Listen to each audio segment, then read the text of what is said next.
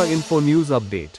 কেন্দ্রীয় বাজেটের প্রতিবাদে আগরতলার প্যারাডাইস চৌমুহনী এলাকায় বিক্ষোভ কর্মসূচি সংগঠিত করল সারা ভারত গণতান্ত্রিক নারী সমিতি। এই বিক্ষোভ কর্মসূচিতে উপস্থিত থেকে কেন্দ্রীয় কমিটির সদস্য ঝনা দাস বৈদ্য কেন্দ্রীয় ও রাজ্য সরকারের তীব্র সমালোচনা করেন। তিনি জানান, সাধারণ মানুষের স্বার্থ উপেক্ষা করে এই বাজেট তৈরি করা হয়েছে বলে সংগঠনের অভিযোগ। এদিন সংগঠনের পক্ষ থেকে বিভিন্ন দাবি তুলে ধরা হয় এবং দ্রুত সমস্যার সমাধানের দাবি জানানো হয়। আর তেল চুইয়ে চুইয়ে পড়বে, সেই তেল দিয়ে গরিব মেহনতি মানুষ কিছুটা লাভবান হবে, এই নীতি নিয়েই চলছে।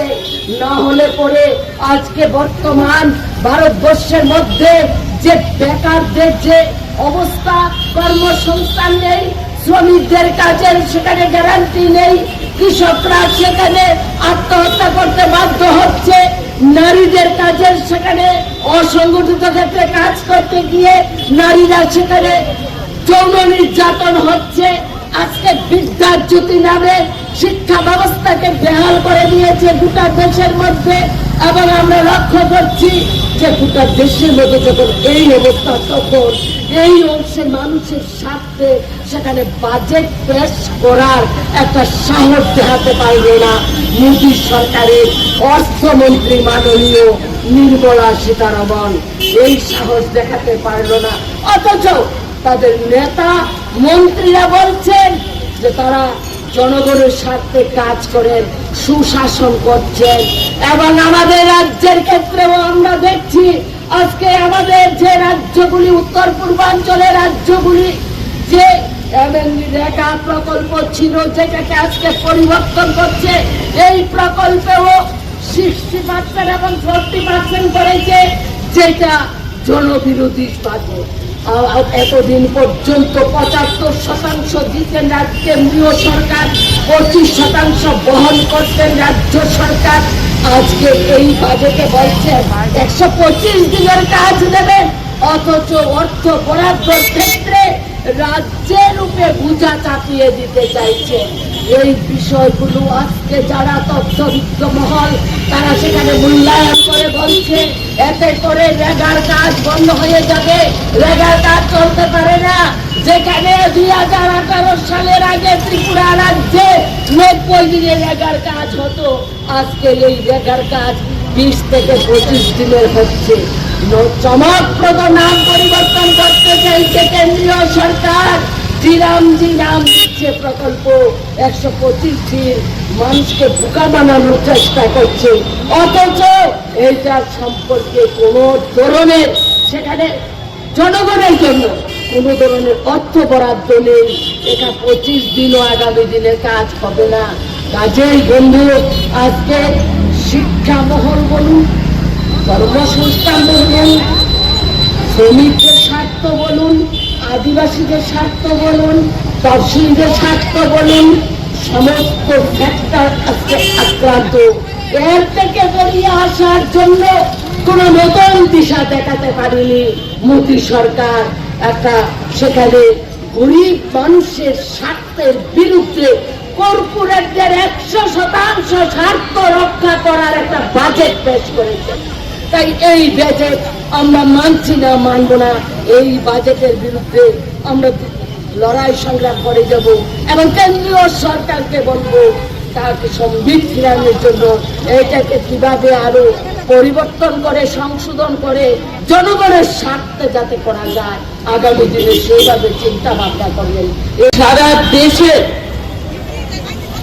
শ্রমজীবী মানুষ, ছাত্র, বেকার এবং সার্বজনীন ক্ষেত্রে শিক্ষা ব্যবস্থা, কর্মসংস্থান, কৃষি খাতে এবং প্রকল্প কর্মীরা যারা রয়েছেন, তাদের জন্য যে অর্থ বরাদ্দ মানুষের নিত্য প্রয়োজনীয় জিনিসের উপর যে লাগামের মূল্য বৃদ্ধি, তাতেই করে কেন্দ্রীয় সরকার যে বাজেট পেশ করেছেন, আমাদের দেশের অর্থমন্ত্রী নির্মলা সীতারমণ তিনি যে বাজেট পেশ করেছেন তিনি বাজেট পেশ করার সময় বলেছেন যে ভারতবর্ষে এখন গরিব মানুষ নেই, সবাই স্বাবলম্বী। সেই অর্থেই তিনি জনগণের উদ্দেশ্যে এই বাজেট তিনি উত্থাপন করেছেন লোকসভায় এবং রাজ্যসভায়। 2014 সালের পর থেকে বিজেপি নেতৃত্বাধীন এনডিএ সরকার ক্ষমতায় আসার পর থেকে আমরা দেখছি সমগ্র জনগণের সাথে মহিলাদের অর্থনৈতিক উন্নয়ন করতে কোন বাজেট বরাদ্দ হয়নি। ন্যূনতম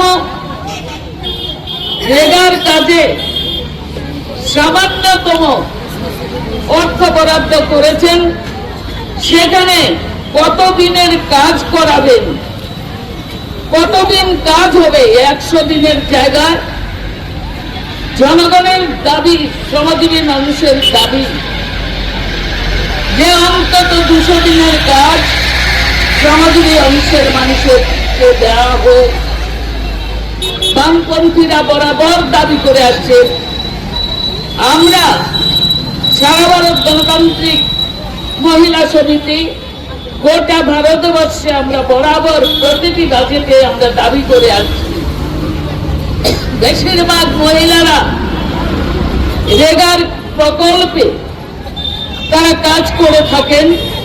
কাজে রেগা প্রকল্প, যেটাকে মহাত্মা গান্ধীর নাম মুছে দিয়ে জাতির জনক মহাত্মা গান্ধীকে অপমান করে জি রামজি নূতন করে প্রকল্প চালু করেছেন, তাতে কোনো গ্যারান্টি নেই যে কতদিনের কাজ করাবেন। টেলিকম ক্ষেত্রে সেখানে অর্থ বরাদ্দ কমিয়েছেন। গতবারের তুলনায় এবার গোটা দেশের জনগণের জন্য যে কমিউনিকেশন সুবিধা, তাতে করে দেখা যায় মাত্র 24,000 কোটি টাকা বরাদ্দ করেছেন। গতবারের চাইতো 9,650 কোটি টাকা কম। ইলেকট্রিসিটি থেকে শুরু করে সমস্ত কিছু প্রকল্প কর্মীরা সুপ্রিম কোর্টের নির্দেশ থাকা সত্ত্বেও আমরা ভেবেছিলাম অন্তত তাদের কিছুটা হলো সুবুদ্ধি হবে।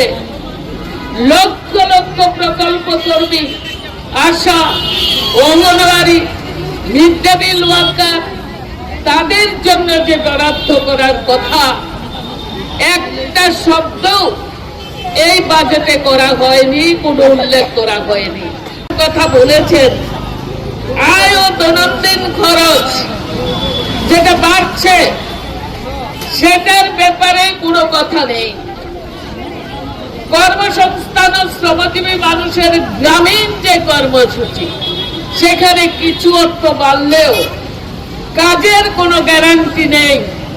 কাজ 5 দিনও হতে পারে, 30 দিনও হতে পারে, 15 দিনও হতে পারে, কিন্তু ন্যূনতম 100 দিনের কাজ বা তাকে 200 দিন না করলেও 150 দিন অন্তত করা, এটা উচিত ছিল কেন্দ্রীয় বাজেটে উল্লেখ করা। তাতেই অর্থ বরাদ্দ বাড়ত এবং শ্রমজীবী মানুষ তার কাজ পেত। তার মধ্যে আমরা যদি দেখি যে প্রকল্প কর্মীরা, সমস্ত প্রকল্প কর্মীরা মহিলা, শ্রমজীবী মহিলাদের মধ্যে রেগার কাজ, প্রকল্প কর্মী আমরা যদি গোটা দেশে দেখি তাহলে মহিলাদের সংখ্যা প্রায় 90%। সেই জায়গায় যদি অর্থ বরাদ্দ না হয় তাহলে অর্ধেক জনসংখ্যার মানুষ শুধু ভোট আসলে টাকা দিয়ে কিনবে, আর ভোটের পরে এই মহিলাদের উপর, তাদের শিশু, তাদের ছেলে মেয়ে সকলের উপর বুলডোজার চালিয়ে দেবেন। এ তো সরকারের নীতি হতে পারে না। Subscribe to Tripura Info and press the bell icon so that you never miss any latest updates and news on Tripura.